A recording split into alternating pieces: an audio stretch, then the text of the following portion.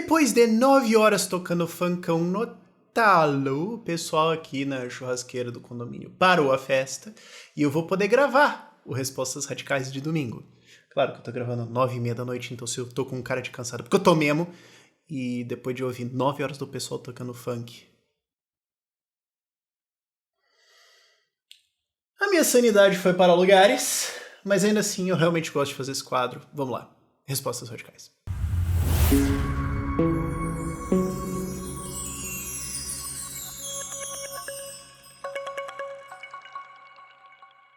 Aos desavisados, desconhecidos, desconhecedores, dessabedores, o Respostas Radicais é o quadro onde vocês mandam um monte de perguntas no Instagram pra mim e eu respondo elas aqui para vocês. E a gente tem um quadro de domingo pra você dar aquela faxina na casa, daquela louça de todas as coisas que tá devendo, pendurar a roupa que você lavou, colocou pra lavar na máquina de lavar roupa e esqueceu e lembrou só 2 dias depois. Esse tempo lá que tem história. Cara, esse pau perdi um blazer nisso. Mas... enfim, vamos lá. Perguntas em nenhuma ordem particular de importância, é basicamente o que apareceu aqui. Pergunta de Jaime Macedo. Melhor o Brasil fazer pacto de mercado com a China ou continuar com os Estados Unidos? Pô, eles não são necessariamente excludentes, e eu acho que a gente tem que evitar aquela ilusão de que um pacto de comércio com os Estados Unidos seria de livre comércio e tudo mais. Os pactos que eles fazem são bem corporativistas. A resposta melhor seria os dois aqui. A realidade é que o nosso comércio é maior com a China em termos de agro, lamentavelmente, o que coloca a gente numa posição política e econômica ruim, que eles podem controlar bastante do que a gente faz, e idealmente seria legal você ter vários parceiros. O Lula tá tentando se aproximar basicamente com todas as ditaduras, né, tá inventando agora desculpa para ficar afastado da União Europeia e fazer tratado comercial com a Argentina. Mas seria legal se a gente conseguisse fazer com os Estados Unidos. Só que daí para isso a gente teria que melhorar muito a nossa economia, porque hoje que a gente tem capacidade de fazer exportação mesmo competitiva é agro, e isso basicamente prende a gente para a China. Então a resposta indiretamente é que precisa industrializar o país, né? Pergunta da Amadeus MCN, próxima aí da Floripa. Eu costumava ser um date barato pra Floripa, né, quando eu morava em Curitiba. Agora eu tô em São Paulo, né, porque não sabe... Na verdade eu ainda tô em Viana, me mudo pra São Paulo em agosto, mas pra todos os efeitos eu tô em São Paulo agora. Mas eu tô pensando em ir, tipo, meio de julho. Eu tenho um evento em Juiz de Fora, 7 de julho, 7 ou 8 de julho, alguma coisa assim. Então eu iria, tipo, fim de junho, mas eu acho que tá muito em cima, o começo de julho. Ou a gente espera passar o carro. Passou. Aliás, é uma moto. Cara, você para pensar que esse cara vota, mano, e o voto dele vale igual ao meu. Tipo, é engraçado isso, cara. O cara tem basicamente um comportamento antissocial deliberado e o voto dele vale igual ao meu. Mas enfim, então acho que faria sentido eu ir, tipo, meio de julho. Eu realmente quero ir pra Floripa, faz tempo que eu não vou lá, preciso conectar de novo com um monte de gente lá, entender o que tá acontecendo com as campanhas e tudo mais, e saudade de Floripa no geral. E agora para algo completamente diferente, Gabriel Deb11, curte violão clássico? Então, pra quem não sabe, eu curto música no geral. Eu tava tocando minha guitarra de 7 cordas hoje, porque era basicamente o que eu podia fazer, porque com esse funkão tocando eu não conseguia estudar xadrez, não conseguia tocar violão, não conseguia fazer nada. A minha sanidade mental foi transformada em farofa, junto com uma linguicinha. Então eu tava tocando, mas eu gosto de tocar coisa esquisita. E eu também recentemente desenvolvi um gosto por flamenco, em tocar violão acústico. O que é uma decisão estúpida, porque ela significa que eu vou passar os próximos anos da minha vida tentando dominar várias técnicas difíceis para conseguir tocar flamenco, e dado toda a minha rotina eu não vou conseguir fazer isso. Então vai provavelmente ser alguns anos de frustração gigantesca, porque eu não consigo tocar as coisas que eu acho bonito. Mas ei! O que é a vida se não isso, não é mesmo? Mas piadas à parte, eu realmente recomendo música pra qualquer pessoa, sabe? Tipo, se você não consegue entender, tipo, música, como é que ela funciona, você tá perdendo uma grande parte da sua existência nesse planeta Terra. Então vai estudar algum instrumento que envolve teoria musical, assim, pra você entender o que tá acontecendo, e estuda esse tipo, porque o mundo vai se tornar mais bonito depois que você fizer isso. A não ser que você obceque em tocar coisas difíceis, daí é basicamente, tipo, a autoestima de uma laranja pelo resto da sua vida. Mas é divertido. Quando você consegue tocar coisas, eu tô tentando tirar Malanguene ultimamente. E tá avançando e, cara, é legal. Eu fico feliz com isso, assim. E é legal que o violão clássico, pelo menos, é um instrumento que eu consigo tocar sozinho. Porque, assim, eu fui baterista por 8, 10 anos. E não é um instrumento que você consegue tocar sozinho. Mas é um instrumento que você consegue tocar, a não ser que você tenha uma logística. Daí eu comecei a tocar guitarra, porque é uma coisa que você consegue tocar sozinho. Tipo, é uma musicalidade própria e tudo mais. Eu gosto disso e sempre achei legal.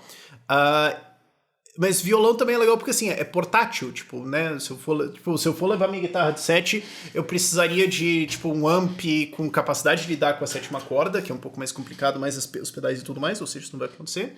Eu geralmente uso emuladores no meu iPad quando eu viajo, daí eu tenho um adaptador e tudo mais, e eu consigo tocar quando eu viajo, mas ainda assim é um trampo pra levar. Agora o violão, você só leva o violão mesmo. O lado ruim é que as pessoas podem esperar que você toque, tipo, Capital Inicial. Tem isso. E por último, não ironicamente, 2 sonhos da minha vida, um deles sério e um deles não tanto, mas pode acontecer, é que eu queria saber tocar um hurdy-gurdy, eu queria ter um hurdy-gurdy e saber tocar isso, porque, cara, é simplesmente muito legal. Se você não sabe o que é, vai procurar, entendeu? Você vai provavelmente cair no canal da Ruiva tocando na neve e tua vida vai mudar ali, porque é muito bonito aquele instrumento e, sei lá, um dia eu queria saber tocar gaita de fole. Imagina do nada eu abro um evento assim, tipo, eles me chamam pra palestrar e tudo mais, e eu só entro tipo... Porque foda-se. E agora, voltando pra pretensa de que eu tenho um canal sério, a pergunta de A Machado P22, acho que o 22 entregou aqui, né, patriota? A cassação de deputados de centro/direita só não aumenta a força deles contra a esquerda? No longo prazo, sim. Porque esse é o ponto, né? Quando você é a vítima perante a sociedade, amplamente falando. Tô dizendo que é ou não é. É, né, no caso, o Deltan está sendo perseguido, existe uma perseguição clara, mas quando as pessoas, largamente falando, percebem você como uma vítima, você tem uma vantagem moral. E quando você é governo, via de regra, daqui pra frente é só pra trás. É difícil você defender uma posição de governo. Por isso que é, assim, assombroso o Zema ter a popularidade que ele tem, ou o Adriano e o Falcão em Joinville e Patos de Minas como prefeitos têm uma popularidade de 92%. É tipo, a mãe do seu opositor vota em você. Sabe? É muito difícil isso. Então, a esquerda já é governo, então naturalmente a oposição já ganha um boost só por ser do contra, porque é até mais fácil ser oposição. E essas perseguições também ajudam na imagem. Então, assim, e isso é uma coisa que eu tô falando já há algum tempo, sabe? O PT ele entrou numa batalha, ele entrou em tipo Stalingrado ou Kursk.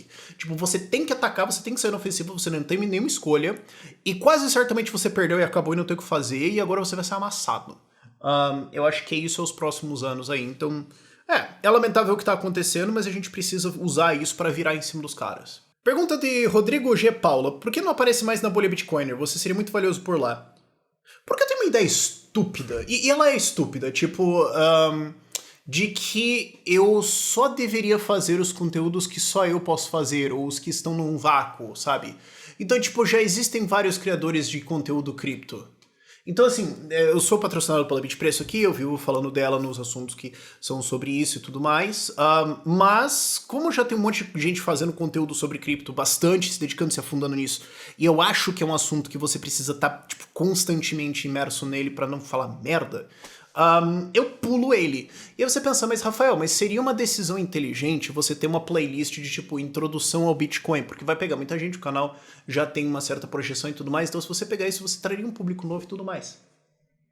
Volta pra parte onde eu sou um estúpido, então assim, eu deveria fazer isso. Sim, você tá certo se você tá falando isso, e eu não ter feito isso vai pra minha lista gigantesca de coisas de Rafael, seu absoluto animal, por que você não faz isso? Você é burro?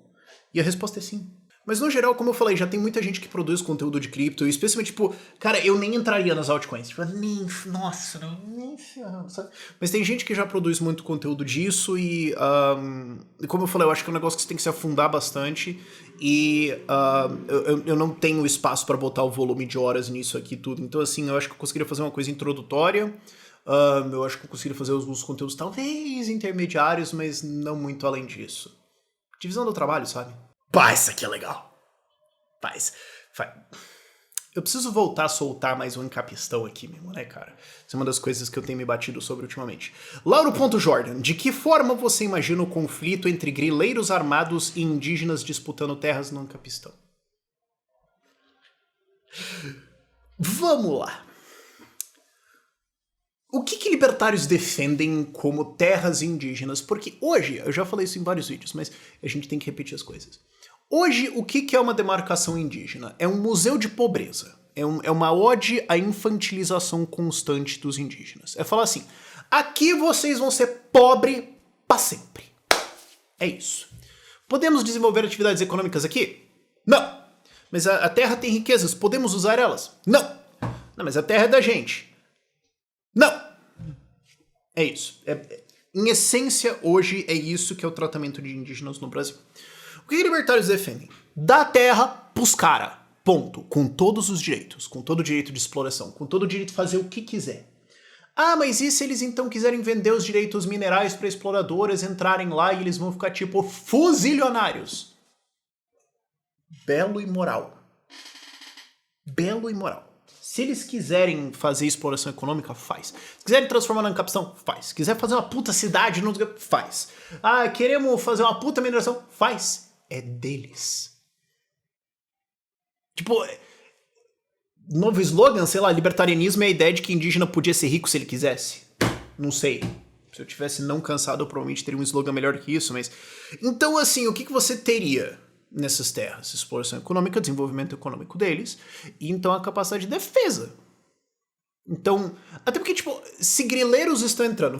existe uma definição dentro dessa pergunta. Se grileiros estão entrando, é porque existem recursos minerais lá. Então, se os indígenas podem, então, explorar isso, que eles não podem fazer hoje, eu defendo que eles poderiam, libertários defendem que eles poderiam e tudo mais, o Bolsonaro não tentou passar uma lei assim? Tentou, né? Não tô lembrando bem agora. Mas eu acho que ele tentou, e se ele tentou, deveria ter sido 100% a favor. Cara, eu tô lembrando que teve um negócio assim, mas eu não tô 100%... O pessoal aí que acompanha o Bolsonaro pra caramba vai lembrar, por favor, me corrija nos comentários. Se tem esses recursos minerais e eles deveriam ter esse direito completo de exploração, ou você teria já uma empresa explorando lá, ou eles mesmos estariam fazendo, de qualquer forma ter uma puta grana lá, e daí como é que os grileiros iam competir com a segurança armada financiada por essa grana? Então assim, esse é o massacre dos grileiros. Então os índios iam ficar ricos, você tem uma exploração econômica da Amazônia, e grileiro ia ser crivado de bala.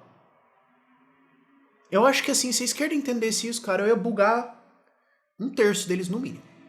Pergunta do Thiago JS Pena. Isso aqui é espinhosa.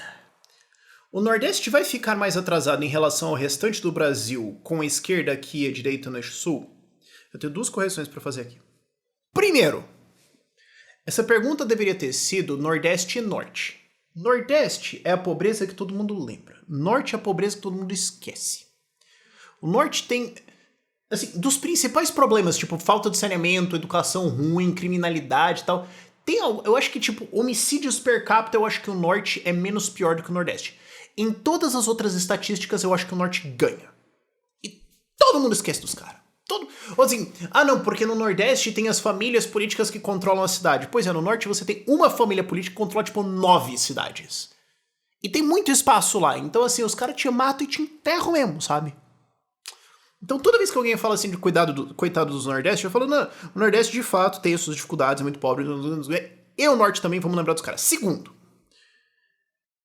tem socialista no Sudeste e Sul também, tá? Tipo, Rio Grande do Sul, Rio de Janeiro, Espírito Santo volta e meia elege uns governadores de esquerda, sabe?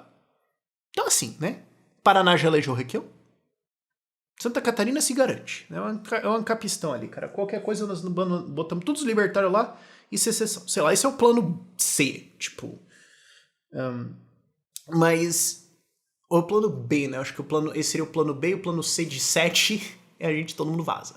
Mas assim, não vamos cair nessa ideia de que o Sul e o Sudeste são os pináculos do libertarianismo, do liberalismo conservador ou da direita. Tipo...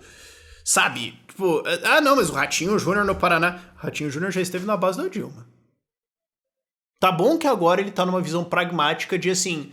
eu acho que esse pessoal do capitalismo aí é melhor. Bota na mão deles que eu acho melhor. Mas... PSD.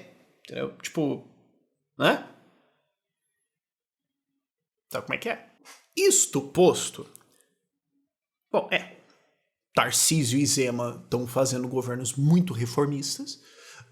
Se bem que Tarcísio, assim, São Paulo tem tanto que reformar, né? Mas enfim, governos pró-desenvolvimento, muito mais pró-mercado. O Leite, apesar de várias críticas que eu tenho a várias políticas dele, como por exemplo tentar subir ICMS no meio da pandemia, há de se reconhecer que ele fez várias reformas no Rio Grande do Sul, que estão numa retomada ali. Santa Catarina é aquele negócio. Inclusive assim... Digamos que em 26 o Novo ganha Santa Catarina. Porque assim, do jeito que tá, cara, isso é uma possibilidade bem tá aí. Cara, você vai ter desenvolvimento nesses estados, sim.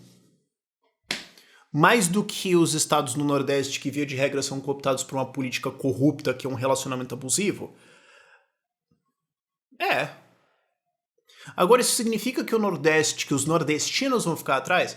Significa que a região geográfica pode ficar atrás em termos de desenvolvimento econômico, em termos de emprego, etc. Agora, o pessoal pode sempre se mudar, né?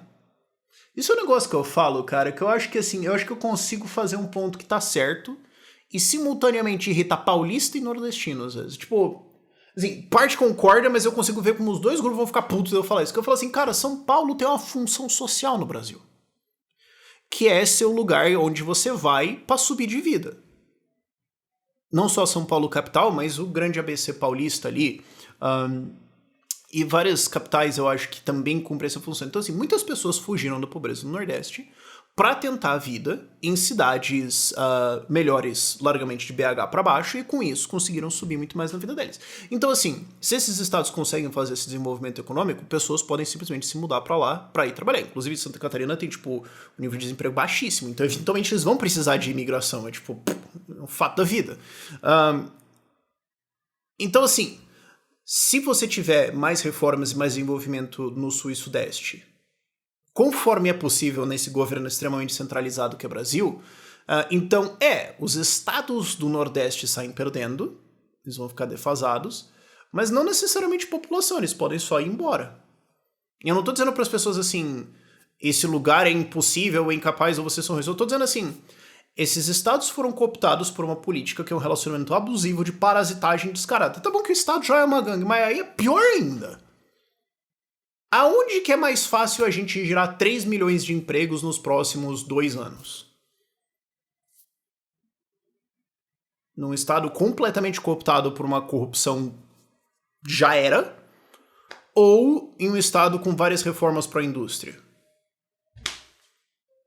Sei lá, cara, ultimamente você fala um fato assim e tem medo de ser cancelado, bicho. O que me leva à próxima pergunta, porque eu sei que ela tá aqui em algum lugar, deve ter tido umas 5 pessoas que fizeram essa pergunta, que eu só preciso achar um aqui. Tá bom. Vendeu Rez, que vocês sabem. Zema fez um comentário sobre estados que possuem mais gente recebendo Bolsa Família do que gente empregada. Esse tipo de comentário não pega bem pra quem quer concorrer à presidência. A gente sabe que esse tipo de vídeo PT faz um recorte o tom que ele quiser, precisa ter cuidado e cautela. Bom, todo mundo sabe, acho que algumas pessoas não sabem, que o Zema fez um comentário que foi, meu Deus, o Zema xenofóbico cancelado tudo, mas eu pensei em fazer tipo um vídeo só sobre isso, mas eu pensei, não, coloca nas respostas radicais, Rafael. E já que eu já dei essa introdução, porque eu tava falando da outra pergunta pensando, cara, a próxima é do Zema, lógico, né? Já fez o segue, vamos. O que ele falou? Ele tá tendo uma convenção de estados, dos estados do Sul-Sudeste, dos governadores e tudo mais. Ele falou, num discurso improvisado ali, ele falou, bom, o Sul e o Sudeste têm mais capacidade de contribuir para a economia, porque, para uma reforma econômica, um crescimento, alguma coisa assim, porque também, olha só, por exemplo, nós somos, desses estados aqui, tem mais gente trabalhando com carteira assinada do que recebendo auxílio. Esse foi o comentário. E daí, teve 3 grupos, principalmente, que responderam a isso. Eu vou separar eles em 49%, 49% e 2%. Esse 2% eu tô na dúvida, talvez seja 1. Mas vocês entenderam. 49% olhou e falou assim... E tá errado? É um dado estatístico. Você tem quase todos os estados do Nordeste mais gente recebendo auxílio do que com carteira assinada. E no Sul e Sudeste não. E alegoricamente falando, de maneira geral, são estados que têm muito mais desenvolvimento econômico e é muito mais fácil crescer eles ali. Não por nenhum demérito da população e tudo mais, é só que a política no Nordeste está completamente cooptada. Não que a do Sul e Sudeste seja assim boa, mas existe uma diferença aprazível de nível de corrupção e nível de abuso e de coronelismo que existe. A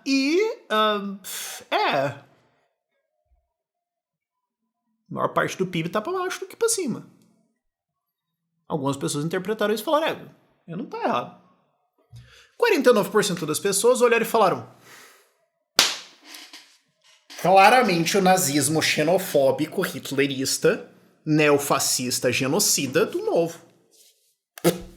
Obviamente, se trata de um dog whistle, né, um apito de cachorro para os nazistas do Brasil, como são todos os catarinenses, afinal não passam de puramente nazistas. Isso tudo bem a gente falar. E o Zema, este caipira iletrado, estúpido, está querendo dizer que ele quer genocidar literalmente todo mundo norte de Vitória e Espírito Santo. Óbvio. E aí teve 2% das pessoas que ficaram com a posição de well, actually, na verdade, o Zema foi impreciso nisso, porque muitas pessoas que recebem auxílio também podem trabalhar, e elas trabalham muito na informalidade, então não quer dizer que elas não trabalham. E o auxílio não necessariamente desincentiva o emprego, incentiva o desemprego. As pessoas que estão recebendo auxílios também querem trabalhar. E a fala pode ser construída de uma forma, e esses 2% apanharam dos outros dois lados, porque todo mundo virou pra eles e falou: mano, você entende que isso não é um debate? Que é o meu ponto. Sabe por que teve essa reação? É uma coisa muito simples de você entender, ok? Duas coisas. Primeiro, isso não é um debate. Não existe mais debate político no Brasil. Eu vou repetir. Não existe mais debate político no Brasil. Segundo, esta foto. Bruna, por favor, me lembra de eu te mandar a foto, porque eu sou um animal e às vezes eu esqueço as fotos. O Zema levou os governadores pra ir lá no mercado municipal, mercado central lá de BH. Eu não lembro se é mercado municipal ou central, não sei. O mercado lá de BH, num saudoso restaurante ali, que eu já fui inclusive, pra comer um tradicional prato do mercado, que é jiló com fígado. E aí você vê na mesma foto Leite, Ratinho, Tarcísio, Zema, e você fala: puta que pariu, tá todo mundo junto conversando civilizadamente. Só faltava ali vazar a foto do Joaquim Pô 2026. Joaquim, eu ganhei. É nóis, vocês me apoiam. Bom, só faltou vazar essa foto. Porque é isso que tá em jogo aqui, gente. Vamos lá. Eu tô pensando aqui, quantos por cento das pessoas que atacaram essa fala do Zema realmente acreditam no que elas estão falando? Porque assim, todo mundo que é petista, por mais que eles acreditem, você sabe que não é honesto. Você sabe que não é sobre o que ele falou. Todo mundo que é de esquerda, eu não tô dizendo que o teu primo burro que votou no Lula porque achou que ele ia ter intercâmbio. Eu não tô contando ele. Eu tô contando aquela pessoa que acha que assim... que acha que, pô, sei lá, cara, que a gente tinha que taxar os bilionários no Brasil e reestatizar todas as empresas privatizadas e pegar o dinheiro todo e colocar nas universidades federais, e é isso que vai fazer o Brasil virar os Estados Unidos. Tipo, um negócio assim. Todas essas pessoas, elas já estão convencidas de um ponto, então assim, meio que dane-se o que o Zema falou. Mesmo que ele não falasse nada atacável daqui até a eleição, você entende que essas pessoas iam continuar odiando ele e não interessa? E não interessa? Tipo, esse é o pessoal do... Se não tem alguma coisa pra falar, a gente inventa. Então assim, mas eles vão entender errado o que a gente falou. Cara, se você falar tudo certo, vocês não vão entender. Você entende que não tem um debate mais? Não tem uma conversa acontecendo? Então algumas pessoas falaram isso, não, mas é que isso pode ser pego pelo PT, colocado de uma maneira ruim e tudo mais.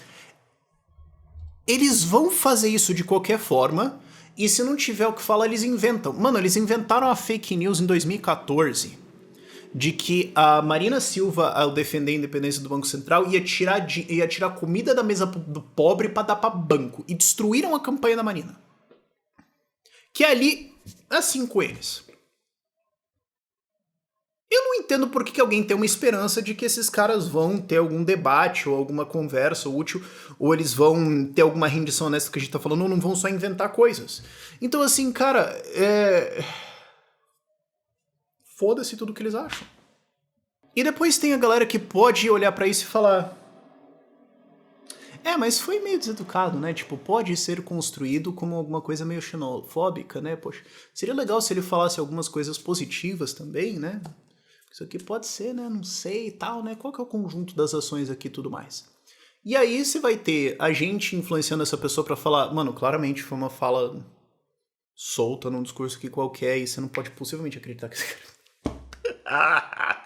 Não é possível. E do outro lado você vai ter a extrema esquerda falando pra esses caras aí, a galera lulista falando pra esses caras, tipo, gente, tá vendo? Esse cara é literalmente a reencarnação de Hitler. Entendeu? E a questão é quem vai influenciar essas pessoas.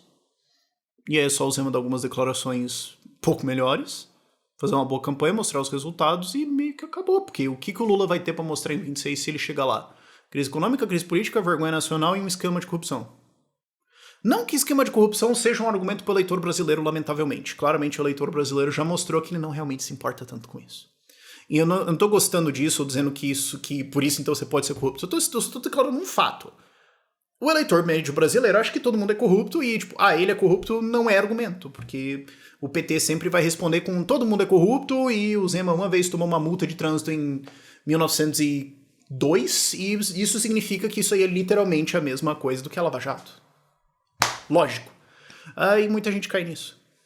A questão vai ser o quanto que a gente consegue explicar para as 80% das pessoas que não acompanham política diariamente, mas que se importam com resultados econômicos, se importam com pautas como criminalidade, como segurança, ou como a gente ser uma vergonha internacional, como está sendo agora, a gente explicar o que está acontecendo, educar o que está acontecendo ali, e mostrar que os resultados são melhores ali. E mostrar que os resultados desses governos reformistas que aconteceram no Brasil recentemente, que o Zema eu acho que é o melhor de todos, mas obviamente Tarcísio, por mais que eu não goste do Leite, eu não gosto do Leite, ele tá na lista. Eu não gosto muito do Ratinho, ele tá na lista. Mostrar que isso aqui foi melhor do que os outros governadores de outros estados, que são governadores da esquerda, que destruíram tudo. Então, assim, é uma questão de educação. De novo, não tem um debate. É uma questão de nós vamos conseguir educar esse eleitorado do meio que tem mais o que fazer, eles não estão errados, ou eles vão cair em mentira da esquerda.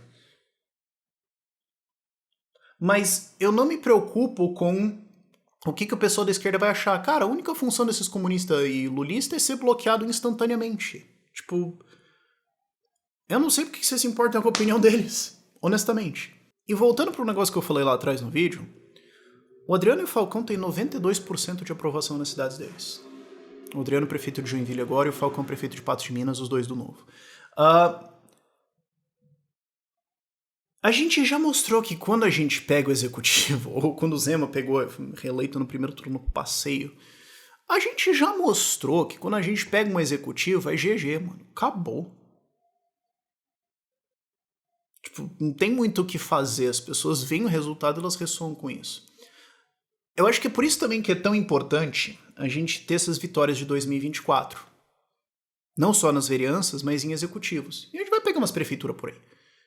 Porque isso mostra, cara, você não precisa nem entender, tipo, liberalismo, que eu tô falando sobre privatização aqui e tudo mais.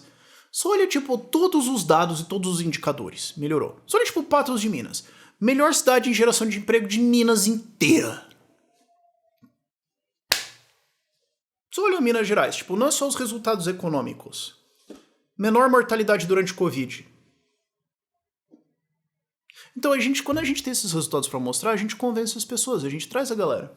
É por isso que eu tô falando também que esse período de 22 a 26 pro PT é existencial. Eles precisam dar um jeito de ter algum cambalacho pra ter algum resultado econômico meio bolhado, e eles precisam censurar redes sociais. Porque sem isso, no longo prazo, entre a onda crescente de direita, os resultados da gente, da galera liberal tomando gestões, e puramente a informação das pessoas, o PT não se sustenta. Pode ser que 26 seja a última dança deles. Assunto encerrado, vamos pro próximo. Carioca é Renderland JP. Por que você não faz mais vídeos básicos de economia e ética? Só conceitos e explicação. Porque eu tenho uma ideia estúpida na minha cabeça de que eu só deveria fazer as coisas que só eu posso fazer. Então eu fico pensando que eu poderia só fazer mais os vídeos mais avançados dessas coisas e tal, históricos e coisas, projetos maiores. Só que daí eu não consigo executar isso porque eu tenho 1 trilhão de coisas pra fazer. E daí eu não faço nenhum nem o outro. E daí eu só fico puto. Então, E eu comecei a fazer isso recentemente. Tipo, os vídeos geralmente assim no lançamento são um flop gigantesco, mas foda-se. Mas eu fiz um vídeo sobre introdução, tipo, o que é libertarianismo e, tipo, argumentos básicos que deveriam ser ensinados numa escola. Informalmente, uma playlist que eu quero ir criando de vídeos meio básicos, assim, ao longo do tempo. E eu criei uma playlist que o título é alguma coisa, tipo, comece aqui. Porque eu percebi que, assim, eu tenho, tipo, 2.000 vídeos ou alguma coisa assim, e você não sabe por onde começar. E tem um monte de vídeo velho que eu já odeio. Não que eu não odeio os meus vídeos recentes, eu odeio todos os meus vídeos igualmente. Mas pelo menos seria bom ter uma playlist que é tipo, toque 5 a 10 vídeos que vai levar, tipo, sei lá, 3 horas pra você ver tudo. Entre uma faxina, lavar a louça, pendurar as roupas e tudo mais, você resolve ver tudo. Joga Euro Truck Simulator aí um pouquinho e se diverte com isso, você entende o que tá acontecendo. Eu queria fazer isso. E eu acho que também dá pra fazer algumas coisas dessas coisas básicas e tudo mais. Eu tenho uma ideia ao redor disso que eu fiz um combinado comigo mesmo, que é nessas coisas de projetos maiores ou coisas que eu acho legais e tudo mais, eu não vou falar nada sobre, eu não vou criar nenhum hype, nada. Um dia elas só vão existir, porque eu acho que é melhor assim. Falando de perguntas básicas, Matt Skeptic. Falta aqui toda a dinâmica, porrada assim. Anarcocapitalistas possuem moral ou é tudo relativizado? Ser anti-woke em ANCAP. Eu não entendi essa segunda parte aqui, eu só vou pular ela, mas... ANCAPs possuem moral ou é tudo relativizado? Vamos entender uma coisa, existe ética e moral, e as pessoas confundem, porque muitas vezes elas veem, tipo assim, código de ética de uma profissão, que na verdade não é um código de ética, é um código de conduta. É um código de regras que você tem que seguir, senão o sindicato da profissão vai dar na sua cara. Mas não necessariamente o código de ética. Eu sempre lembro, tipo, que eu vi uma coisa no código de ética de arquitetos. Rafael, por que você tava vendo isso? Porque eu sou doente das ideias, eu faço essas coisas. Mas uma vez eu tava vendo o código de ética dos arquitetos e tinha uma parada assim, tipo... você não pode dar uma oferta em uma obra, tipo... Se alguém for pra você e pedir um preço, você não pode dar pra ele enquanto ele não fechou não encerrou a negociação com o outro. Então, tipo, não pode ter competição. Tinha alguma coisa assim. Se eu tô lembrando errado, por favor, não me processem, tá? Mas tinha algumas coisas assim que você olha e fala, cara, isso aqui não é um código de ética. Isso aí é um código de procedimentos gerais pra você não ser processado pelo sindicato pelo... mas Rafael, não é sindicato, é conselho. Não tenta meter essa, vai. Mas assim, voltando. Você tem ética e moral embaixo, se você quiser dizer assim. Ética é o que pode e o que não pode, o que tá certo e o que tá errado. Objetivamente, regras universais pra todo mundo. O que você pode fazer, o que você não pode fazer, o que você deve fazer, o que você não deve fazer. Então ali você tem verdades, você tem coisas objetivamente certas e objetivamente erradas. Então, por exemplo, assim, homicídio, estupro, escravidão, imposto, é tipo objetivamente errado. Não cabe a sua opinião sobre. Dentro do que tá certo, do que é ético, você tem buscas diferentes. E aí, o que você vai fazer da tua vida? Quais são as morais que você acha que são boas? E aí você vai ter um debate infinito, porque assim, você pode dizer que tem morais que elas são universalmente boas, ou que em quase a totalidade dos casos elas são boas para as pessoas. Sigam esses caminhos, busquem essas coisas aqui que, a não ser casos extremamente muito malucos, isso aqui é uma boa ideia para você. E depois tem algumas coisas que são mais assim, por exemplo, eu falando lá atrás de música. Eu acho que são um valor legal. Acho que a gente tem uma educação cultural e musical é muito importante, esse desenvolvimento de habilidades, valorização de habilidades, valorização do esforço, aprendizado constante e da expressão de o que você acha belo via vias artísticas. Eu acho que isso é importante. Alguém pode falar assim, mas eu acho que é mais importante ser um nerdão em exatas. Cara, eu acho que música vai fazer falta na tua vida. Vai morrer por causa disso? Não. Você vai ter uma vida mais triste por causa disso? Eu acho que sim, necessariamente. Se você gosta muito do que você tá fazendo, talvez não. Então, assim, você vai ter várias buscas diferentes. Você vai ter possibilidade de ter sociedades com valores morais e buscas diferentes e muitas vezes incompatíveis. Tipo, você pode ter... Eu gosto desse exemplo. Você pode ter um Ancapistão que é basicamente um mosteiro budista. E todo mundo vai lá voluntariamente e fica lá em contemplação, não buscando riqueza, não buscando essas coisas lá, e só tipo, uma meditação interna e tudo mais, seja lá o que for que os budistas fazem, eu não sei exatamente.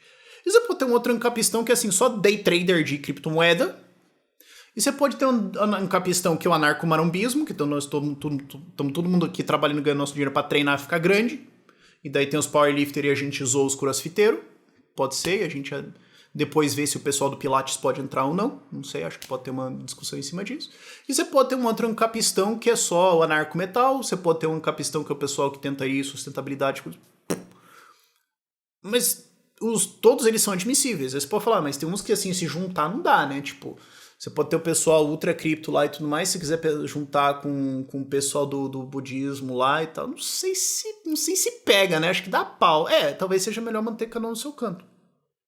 Então, assim, você vai ter várias buscas, você vai ter várias ideias, você vai ter várias sociedades, você vai ter pessoas fazendo uma grande discussão moral, você vai ter diferentes direções, mas isso não significa que você pode ter como moralidade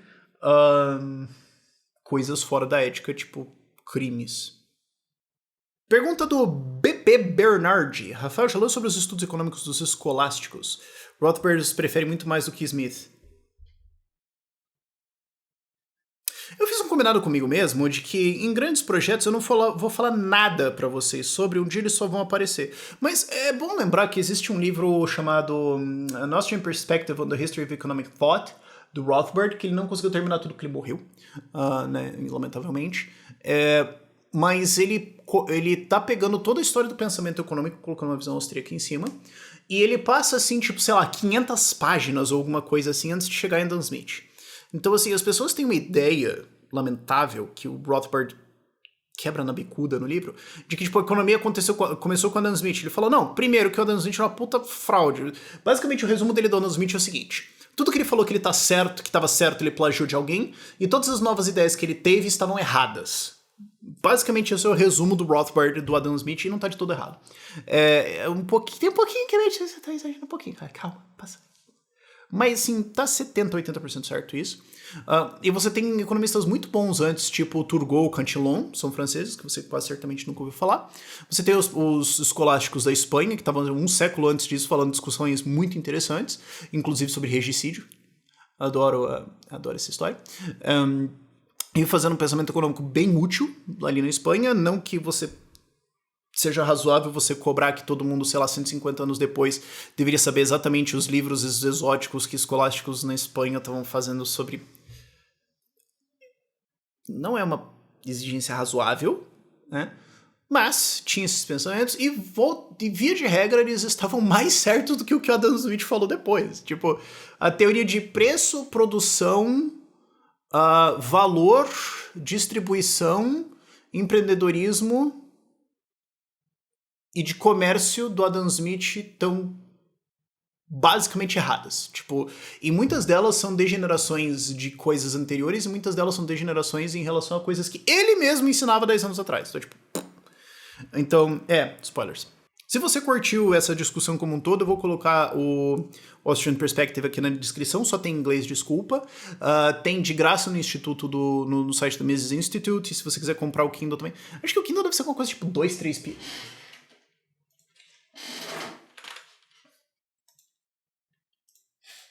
Austrian Perspective. O Kindle tá 10 pila. E o 2 tá, que quando ele pega, acho que Ricardo, Marx e mais não sei o que, tá 6 pila. Então, você consegue comprar tudo parcelado. 17 conto, porque tinha uns centavinhos aqui a mais. Pergunta de Derrabask. Putz, você não me lembra do... Como é que era? Me lembra do Averbach. Aquela resposta de... Eu tava estudando isso ontem. Da Queen's Gambit contra King's Indian Defense. Porque eu assisto Narodinski que tava vendo essa abertura, mas... Rafael, ninguém se importa. Como é que funcionaria o modo de governo no Ancapistão? Cara, pensa em cidades privadas. Eu vou colocar aquele livro Free Private Cities aqui na descrição também. Então, vou colocar o Sistering também. O Boundaries of Order também, eu acho legal. É um serviço. Tipo, eu acho que a forma mais simples de você pensar, não que seja a única, mas a mais simples, é você pensar em cidades como um serviço, cidades como um produto. Então, assim, você não vai ter uma forma de governança. Você pode ter uma cidade privada que é uma SA com ação listada numa bolsa. Sei lá, eu acho isso meio arriscado, né? Porque você pode ter um hostile takeover. Você pode ter uma cidade privada que é uma cooperativa em que todo mundo que constituiu ela tem um voto, ou voto comparável a quanto dinheiro eles colocaram, uma cooperativa, e essa empresa, essa cidade como uma empresa, um produto e um serviço, o lucro que ela tem é distribuído entre os seus cooperados. Você pode ter isso. Você pode ter uma cidade que é feita basicamente por um conglomerado imobiliário que coloca tudo e aluga tudo e tenta... E eles têm uma forma de governança disso que seria uma coisa meio tipo um shopping. Você pode ter alguma coisa... Cara, começa a ter ideias. Você pode ter Basicamente, algumas empresas associadas a empresas de produção mesmo, tipo indústria, alguma coisa assim, que elas constroem alguma infra acessória e liberam o resto para as pessoas comprarem e desenvolverem, mas é porque elas querem ter uma cidade onde vai ter os trabalhadores necessários para essas empresas, tipo uma cidade-empresa, no sentido de produção, alguma coisa assim. Todas essas formas são viáveis. E todas as formas... Você pode imaginar várias formas de gestão diferentes aqui. Porque a ideia é inovar nisso. Você pensa assim, pô, como é que eu poderia fazer? Eu acho que aqui seria melhor, eu acho que dessa forma seria melhor. E eu não sei. Depende dos tipos de pessoas que você vai ter lá dentro, de onde que você tá, os desafios que você tem ali, de qual que é a função econômica dessa cidade, às vezes é uma função espiritual, tipo, sei lá, uma cidade budista, que basicamente você tem um proof of Zen, tipo, quem meditar mais tem mais poder de influência na decisão de... Não sei, cara. Você pode ter um monarquistão que você tem o proof of Marova, quem fumar mais e tiver mais ideias vai decidir como é que vai ser a gestão. Eu acho que teria gente interessada em morar num negócio assim. Vai pensando, cara. A ideia é você poder ficar criando essas coisas. E você vai ter, como eu falei lá sobre coisa de morais, você vai ter várias estruturas completamente diferentes. Muitas delas vão parecer maluquice um pro outro, mas se todo mundo tá ali porque quer, qual é o problema? Pergunta prática aqui. Henrique Piton. É do filósofo Piton ou Python de... Não, Python programação é com Y, vai ser com I. Piton, você tem uma cobra? Ou é o filósofo Piton? Não sei. Alguém fiscaliza 1,7 bilhões de emendas? Não é 1,7 bilhões, é muito mais. Eu não sei qual que é o valor total, mas é alguma coisa na casa de uns dezenas de bilhões, eu acho. E a resposta é... TCU? Mais ou menos. Teoricamente, deputados? Talvez, assim... Talvez, justiça, Ministério Público, se for acionado. É um problema, cara. Isso se você tiver transparência total ali do que tá acontecendo e tudo mais, é foda. E a tradição é sempre gravar até o fim do cartão, tá meio acabando, então vamos pegar essa aqui como última. Porkis83, pessoal que divulgou a Blaze no Brasil, corre um risco de processo? Não. Pra quem não sabe, a Blaze é um cassino online que é extremamente esquisito, porque você não sabe onde é que é a sede, o que eles estão fazendo, quem são os sócios, qual é o modelo, o que tá acontecendo lá, é bem esquisito. E eles anunciaram com vários influenciadores no Brasil e a empresa tem uma porrada de reclamações de que as pessoas não conseguem sacar o seu dinheiro. Então aparenta-se que existe um golpe rolando lá, de que a ideia é induzir você a depositar o seu dinheiro lá e depois você não consegue tirar. Então, Hotel Califórnia, né? You can check yourself out, but you can never leave. Pode ser um rolê meio assim. Pra quem não entendeu a referência, vai ver a letra. Os influenciadores são legalmente responsáveis por isso? Não, eles não são processáveis por isso. No fim das contas, é a sua decisão, a decisão das pessoas que entraram lá. Pode não ter sido uma boa decisão, pode não ter sido um bom discernimento dos influenciadores de anunciar isso. É a mesma coisa que aconteceu com a Atlas, basicamente. Então, não existe uma responsabilidade legal. Vai sempre existir um peso moral na cabeça. E é um dos motivos porque eu não quis... Um dos motivos não, é o motivo porque eu não quis fechar com eles. Eles tentaram fechar patrocínio aqui com a gente. Eu, depois de 8 e-mails, eu só respondi alguma coisa como tipo, eu acho que não tá no interesse do meu público, vai se ferrar. Porque eu queria ver o que eles respondiam de volta, basicamente. Eu já tinha achado extremamente esquisito. Porque quando você tem alguma coisa sediada em Curaçao, com a parte de movimentação financeira no Chipre, tipo, eu trabalho com isso de planejamento tributário internacional na SET. Você vê esses dois países, você olha e fala, Curaçao não tanto, agora é Chipre. Chipre é onde russo vai pra fazer merda de lavagem de dinheiro. Então, assim... esquisito pra caramba. Então eu preferi ficar longe. Então, assim, os influenciadores não são responsáveis por isso.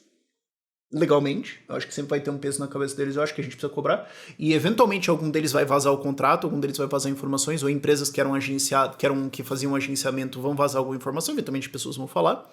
E a gente vai saber mais sobre. Mas o troço esquisito, hein? Enfim. Por esse vídeo é isso. Tchau, tchau.